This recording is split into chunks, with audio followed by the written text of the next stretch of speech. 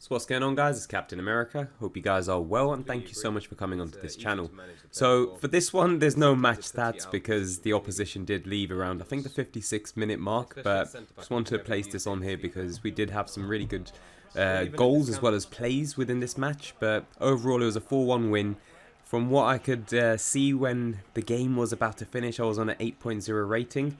But again, generally, great play from the team. So just to start off with that before we move over to today's discussion, which is around Napoli versus Liverpool's result yesterday.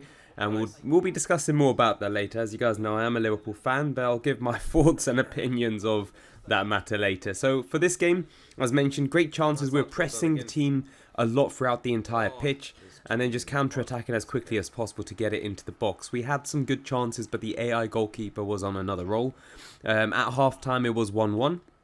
And then second half, we just quickly scored 3 goals within like a session of like 8 minutes, like literally 8 minutes to like get them, leave the game as such. So the way that the game went, it was a beautiful cross from X into the box for Teak, and then Teak scoring with a header. As mentioned, it went to 1-1 at half time, and then we just literally just pounced on them. The second half, it was a weird pressure that I done. It was really strange. Just check it out. And then I tackled, and somehow my player done like this weird swiveling move for no reason. And then I passed it over to Teak, and then Teak did run through and score, which was great. Then the third goal was a really good through ball from Art. Literally, it was like a Stevie G-esque type of through ball from like the centre of our half through to their opposition, like half, and then X scoring the goal. So very well done to Art for that through ball. And then the fourth goal, straight away, literally from kickoff, the opposition had it. Teak was pressing, and then yeah, it was a great goal from there. But yeah, guys, do enjoy that while we do discuss around today's topic. As mentioned, it's going to be Napoli versus Liverpool. And yeah, from the prediction that I was thinking, it was going to be 2-1 win for Liverpool. But Napoli, they played very well. Like, don't get me wrong, they played very well. It could have been so much more in terms of goals. They did hit the post. They had a penalty miss. They had 3 clear-cut chances, which were skewered from their side of things. But again, they were very decisive up front. It was the counter-attacking football that they were using and exploiting that high line that Liverpool have. And I've been saying it for a while. Yes, the high line is beneficial when you do want as many of your players, in that half of the opposition. But then when we go defensively, it's one of those ones where we might get exploited by these long balls. And we've seen that many times, Crystal Palace, for example. Now we see it again with Napoli, exploiting it many times on many occasions against Liverpool. Gomez having a very torrid time in centre-back. There was, I think, the second goal or the third one where he was holding the ball too much. I think he was in 2 minds if he wanted to, either pass it back to the goalkeeper or I don't know what the hell it was. But yeah, they did pressure him, tackle him, and then from there, the build-up of the goal where they went through. I think it was the second goal. It was a really good team play, and they just passed it simply, and then the player, I don't know who it was, he went through balled it to him, and it was a goal from there.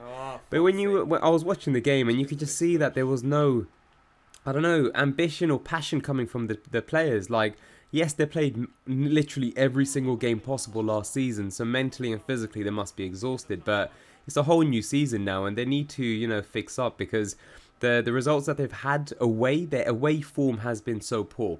Like, it's been so poor, their away form. And the fixtures that they have currently, like, let's say the next ones are going to be Wolverhampton at home. Then they got Ajax in the Champions League who thrashed, let's say, Rangers. But again, Ajax, they lost some key players, but still played very fantastic football against Rangers at home. And then after that, we got Chelsea. And, it looks as if now Graham Potter has verbally agreed that he wants to move over to Chelsea, which I really hope he doesn't ruin his career, man. I've mentioned it many times. He's a fantastic coach. So hopefully Chelsea doesn't ruin his career. But yeah, he's going to be, bringing this ideology through that's worked out very well for Östersunds, the club in Sweden where he was initially, and then over to Brighton. And, he needs to really dig deep within the Chelsea side of things to get that number 9 striker playing very well because of the curse of the number 9 that Chelsea have had. But, the curse that Liverpool are having this season up front is also the same. Salah's been off form considerably. It's been a case where I've always preferred Mane over Salah. I've said that many times. When you see Mane, what he does off the ball is absolutely ridiculous, man. He goes as deep as possible when he was playing as a centre forward for Liverpool, you know, pressing and bringing the ball out as quickly as possible from that side of things. So he's a massive loss, but again, we've got Firmino that's been there for a while. Diaz was just absolutely phenomenal for Liverpool yesterday. The only player, honestly, to actually do the best that he can in terms of like either trying to get goals back or just trying his best to like get the flow of the game going. You know, Salah wasn't doing much and he was subbed off. Firmino was just unfortunate that there wasn't much happening for him. But again, it's just, you know, you got Nunes that did come on for Firmino afterwards. But my man, I don't know what the hell's wrong with him, man. Like, there was this chance that he had. He was in the box, he cut through, and then he literally cut in, and it made the opposition defender like you know, fall down in the box. But this idiot Nunes, he goes back towards the defender's direction when he's got so much space to just carry on through the centre or either pass it or shoot or wherever the case is.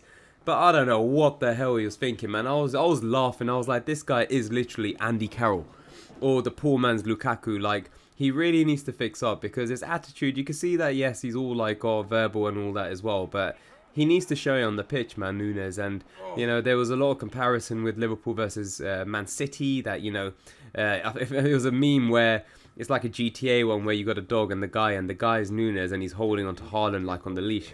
But Haaland has been absolutely phenomenal. Like, literally, he's been absolutely phenomenal. And now there's memes saying, oh, they were comparing me to Nunes. So it's a bit of a banter side on that. But again, the selection cost it for Klopp. Like, the centre-back side of things, he should have started Matip. I know he's come back from injury, whatever the case is, but start off with Matip and Van Dijk. That's the strongest centre-back partnership that you could go for. And in midfield, Milner shouldn't be starting. He's not a first-team starter for Liverpool. I don't know why Klopp keeps, you know, pushing him to get, like, first-team minutes this season, but I know we've got a lot of injuries in the midfield side of things, but don't get him on the pitch. He's better as a substitution because he could run, he could pressurise and all that, and he's more better when coming on because the players are tired, the opposition are tired, same with Liverpool. And it's just the case that he's ramping up that, let's say, physicality back into the Liverpool side and really exhausting Napoli. Or that's the situation I would have preferred. But, you know, it's unfortunate Carvalho was injured as well, but Arthur Melo, he did make a small little appearance. But again, it's just the case that Liverpool really do need to fix up. Like, ideally, they need to fix up in the defensive position. I've been mentioning it for such a long time. Change Trent's position that is similar to how Kimmich is operating at the moment in the midfield position. Kimmich in Bayern Munich, same with Germany, was always a fullback. He could still play as a fullback, don't get me wrong, in the right position. But he is such a key player and an integral part of Bayern Munich and Germany in that midfield position. He gets goals in, he assists the goals as well. He's like a box-to-box ball-winning midfielder. A fantastic asset, and I'd really truly see Trent Arnold doing so much more better as a midfielder than a right-back.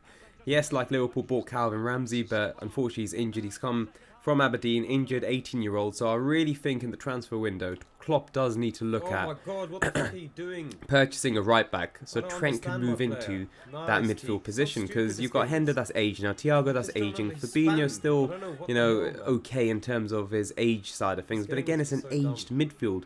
You've got Elliott and Carvalho, great prospects for the future. I'm glad that Elliott's getting a lot of minutes. Same with Carvalho, but again, we do have an aged midfield at the moment. And the whole play style for Liverpool, the similarity that they've always gone for, it needs to change. Like, a lot of clubs know what to do. Napoli were pressing Liverpool with 3 men on 1 player. Liverpool did not know what to do. But when it was the opposition, like, coming across to our side of things, there was no pressing.